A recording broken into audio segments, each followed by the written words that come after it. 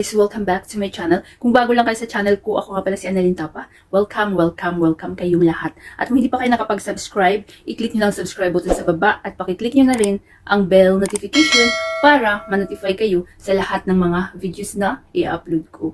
Nag-upload ako guys ng mga video tips, video tutorial, nang sa ganun ay may share ko ang kaalaman ko sa kapwa ko YouTubers, lalong-lalo na sa mga new YouTubers na nagsisimula pa lang gumawa ng kanilang channel. Hi guys, sa video na ito, i-share ko sa inyo kung paano ba gumawa ng YouTube thumbnail para sa mga cooking vlog. So napakadali lang guys, gumawa ng attractive thumbnail, instant thumbnail gamit ang Canva app. So kapag hindi nyo pa guys na-install sa inyong mga mobile, i-install nyo na. Pwede siya sa Android, pwede siya sa iPhone. Ang gamit ko always is Android. So pag na-install nyo na, i-click na natin. Then mag-sign up lang kayo guys kapag new user kayo. Napakadali lang. Then, nandito na tayo sa loob ng Canva. So, dito sa search, i-search nilang guys ang YouTube thumbnail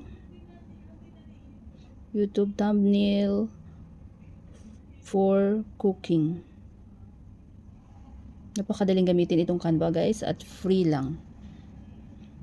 So, madami dyang lalabas. So, click natin itong YouTube thumbnail cooking. So, maraming mapagpipilian dito guys. Piliin nyo lang guys ang walang pro. Yan.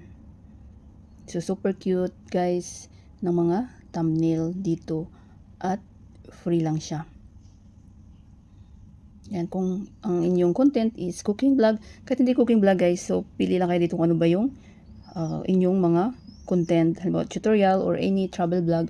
So, dito tayo sa, focus muna tayo dito sa cooking, paano gumawa ng cooking thumbnail, at i-share ko na rin sa inyo kung paano ito ilagay sa inyong mga videos. Yan. So, pili tayo dito ng walang pro. Scroll down nyo lang guys. So, pili tayo dito ng marami. Don't worry guys, napakarami dito na walang pro. So, napaka-attractive. So, halimbawa ito, kasi ang thumbnail is dapat attractive yung mga thumbnail para mapapaklik talaga yung inyong mga viewers kapag sinuggest ni YouTube yung inyong mga videos sa suggested page or recommended page. So, dapat mapapawaw yung inyong viewers at maklik nila. At take note, dapat related yung inyong thumbnail sa inyong video. Diba? So, halimbawa ito, wala siyang pro. Click nyo yan guys.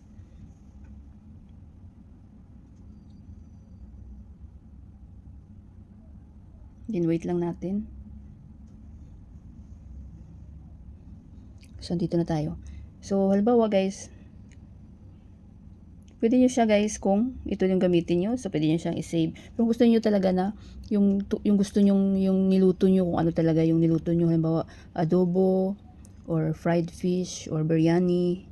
So, pwede natin palitan yan. Yan. Then, click nyo yan. Then, click nyo ang replace. Hanap tayo dito, punta tayo sa ating gallery.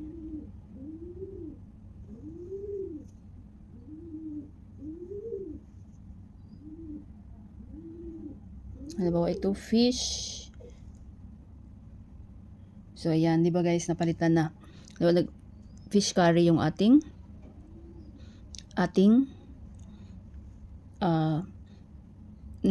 menu for today. Halimbawa yung ating, fish fried, di ba? Yan, halimbawa ito yung ating niluto talaga na ating niluto. Para maniwala yung ating mga viewers na sa atin talaga yun. Kasi pwede nating palitan ng image. So, pwede natin palitan ito guys. Itong, kasi ano na to guys, di ba? Fish fried to. So, palitan natin ng easy fish fried recipe or easy fish fried recipe. Or pwede ding, kayo na bahala guys. Pwede ring yummy fish fried. So, kayo na bahala guys. Halimbawa naman ito guys. Click natin itong edit. Then, i-X lang natin. So, yummy fish fried Yummy fish fry, di ba guys? Yan. Check nyo lang. So, di ba? Mayroon na tayong thumbnail para sa ating cooking vlog. Then, save natin guys. So, nakita nyo itong arrow pababa. Ayan. Click nyo lang yan. Then, ayan, nakita nyo, save as image. Preparing your design. So, wait lang natin guys na ma-save sa ating mobile. So, na-save na yan guys. Check natin. Punta tayo sa ating gallery. Hanapin natin ang Canva. So, ayan na siya guys. New. Ayan, na-save na yung ating thumbnail. Then, paano ba ito ilagay sa ating? Kumpletuhin na natin guys. Ito lagi ang tanong ng aking mga viewers. So, punta tayo guys sa YouTube Studio. So, kapag mga content creator kayo, lalong-lalong kapag mga YouTubers kayo, so, i-install nyo itong YT Studio guys.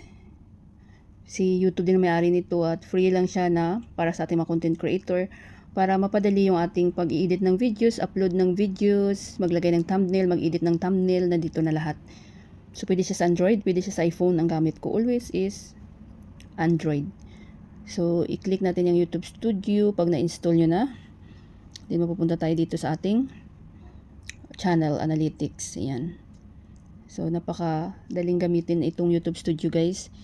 So, dito makikita yun yung mga subscriber count, mga analytics, mag-ano ng mga comment, mag-reply, mag-delete ng mga comment. Dito nyo makikita. Then, punta tayo sa content. So, magpili lang ako dito guys ng video guys na hindi ko pa nalagyan ng thumbnail para maipakita ko sa inyo. View all. So, nalagyan ko na ng thumbnail. Pero maghanap ako dito guys ng wala pang thumbnail. So, more in tutorial kasi ako guys. Pero meron din akong mga videos about sa travel vlog. So, meron din akong mga followers, subscriber niyan about sa travel vlog. At salamat sa lahat ng support sa mga subscriber ko sa tutorial at saka sa travel vlog, mga short videos. Thank you so much guys. So, ito guys is travel vlog ito. Wala siyang thumbnail. So, halimbawa ko na naman ito guys. Halimbawa is cooking vlog ito. So, i-click nyo yan, yung video. Then, i-click nyo ito guys. Ito parang pencil. Then, click nyo ulit ito. Ayan, sundan nyo ako guys. Parang pencil ulit. Then, ayan na. Custom thumbnail. So, click nyo yan. Napaka mahalaga guys na maglagay kayo ng thumbnail sa inyong videos. Hanapin ko yung acting na gawang thumbnail sa Canva. So, ito guys yung thumbnail na ginawa natin sa Canva. Ayan, yummy fish fried. Then, i-done nyo lang yan siya guys. Then, automatic na yan ma-save sa inyong video. Sa akin, hindi ko na siya i-done guys kasi iba naman yung aking video about travel naman yun. So, napakadali lang guys gumawa ng YouTube thumbnail at maglagay ng thumbnail sa inyong videos. Kung mayroon kayo guys mga question, request, so mag-comment na kayo sa baba guys at gagawa natin yan ng video, ang inyong mga request, replyan natin yan ng inyong mga comment.